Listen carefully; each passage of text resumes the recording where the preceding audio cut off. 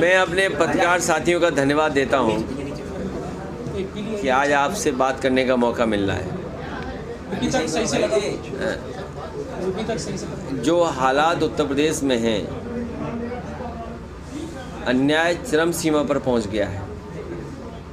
महंगाई तो पहले से ही चरम सीमा पर थी, बेरोजगारी चरम सीमा पर पहले ही थी, और जिस उम्मीद से जनता ने भारतीय जनता पार्टी को दोबारा मौका दिया, आज जब जनता आकलन करती है तो सबसे ज़्यादा दुख और तकलीफ इस सरकार में मिल रहा है।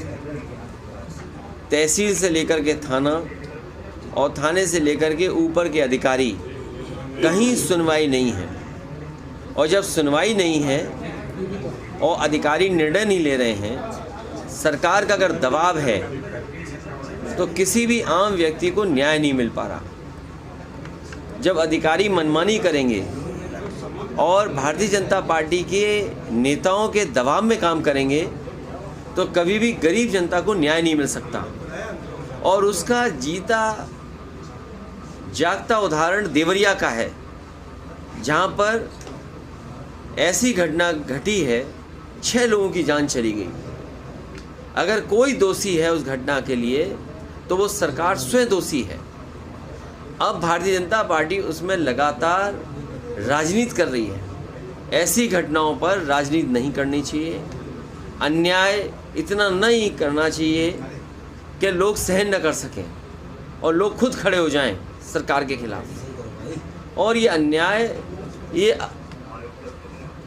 कहीं न कहीं सरकार के दबाव में ये अपराध हो रहा है। ये अन्याय नहीं बचा, अपराध हो रहा है। और सुनने में आ रहा है कि भारतीय जनता पार्टी के लगातार नेताओं की कोशिश है कि इससे राजनीतिक लाभ लिया जाए। राजनीतिक लाभ लेंगे अगर आप, तो घटनाएं बढ़ेंगी, कम नहीं होंगी। लेकिन जिस तरह से ईडी लगातार छापेमारी कर रही, कल अबू आदमी के ठिकानों पर भी हुई, संजय सिंह को भी गिरफ्तार किया गया, आपको क्या लग रहा है, क्या इसका भी कोई राजनीतिक? देखिए, जो सरकार में रहता है वो इन संस्थाओं का इस्तेमाल करता है।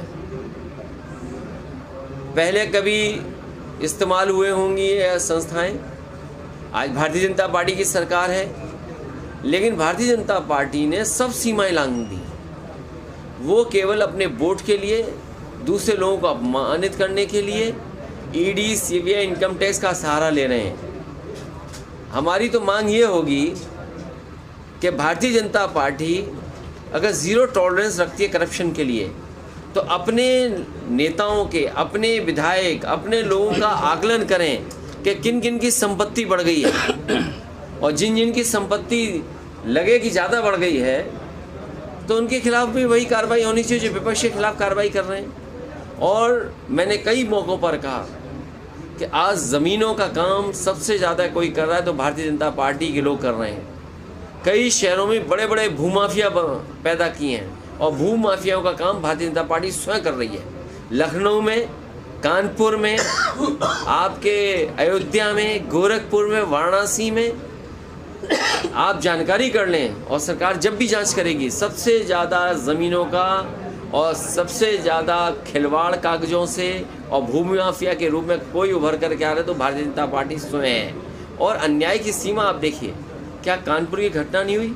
एक किसान की ज़मीन लिखवा ली, 6 करोड़ का चेक दे दिया, बाद में उस गरीब आदमी से चेक वापस दिया, चेक फाड़ दिया, उसे आत्महत्या करनी पड़ी।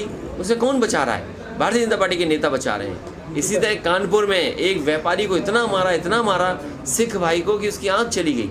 कौन था वो? भारतीय जनता पार्टी का कार्यकर्ता था। इसी तरह और जगह अगर आप देखोगे, सबसे ज़्यादा अन्याय इनकी सरकार में हो रहा है। आज ही खबर पड़ी है कि कानपुर देहात में भी और कानपुर में 2 पक्ष में झगड़ा हुआ, 2 लोगों की जान चली गई केवल ज़मीन के विवाद में। सरकार को ये देखना चाहिए कि जो जहाँ पर ज़मीन को लेकर के विवाद हो रहा है या विवाद से जान जा रही है, आखिरकार वो अधिकारियों को कितनी एप्लीकेशन दे चुके हैं। सर, उद्योगपति मालूम हो रहा है, कहीं कहीं किसान परेशान है, किसान आत्महत्या कर रहा है, कैसे देखते हो सर? देखिए, धान की फसल तैयार है और अभी तक धान की खरीद का इंतज़ाम नहीं किया सरकार ने। गेहूं तो प्राइवेट कंपनियों से खरीदवा लिया और धान की कोई भी तैयारी सरकार ने नहीं की। हफ्ते 2 हफ्ते में धान कटने लगेगा। सरकार कहाँ से खरीदेगी, ये कोई सरकार का इंतज़ाम नहीं। इसीलिए सरकार किसानों की नहीं है, गरीब की नहीं है, गांव में रहने वालों की सरकार ये नहीं है। ये सरकार है बड़े बड़े लोगों की, उद्योगपतियों की। उद्योगपतियों को कैसे लाभ मिले, उद्योगपतियों को बैंकों का पैसा कैसे मिले, उद्योगपतियों को सब्सिडी का लाभ कैसे मिले, और ये 2-2 हज़ार रुपये जो जमा हुए हैं इसका लाभ उद्योगपतियों को कैसे मिले, उस दिशा में काम कर रही है। सुना है आज आखिरी तारीख है, कल आखिरी तारीख थी। कहीं ऐसा ना हो कि बीजेपी फिर बढ़ा दे समय 1 हफ्ता, क्योंकि हो सकता है उनके जानने वालों के पैसे अभी 2000 पूरे जमा ना हुए हो। तो जिस तरह से मध्य प्रदेश में चुनाव है, क्या समाजवादी पार्टी कांग्रेस के साथ चुनाव लड़ेगी? देखिए, समाजवादी पार्टी बीजेपी को हराना चाहती है और समाजवादी पार्टी से कांग्रेस सहयोग ले और बीजेपी को हराए, उस दिशा में समाजवादी पार्टी काम कर रही है।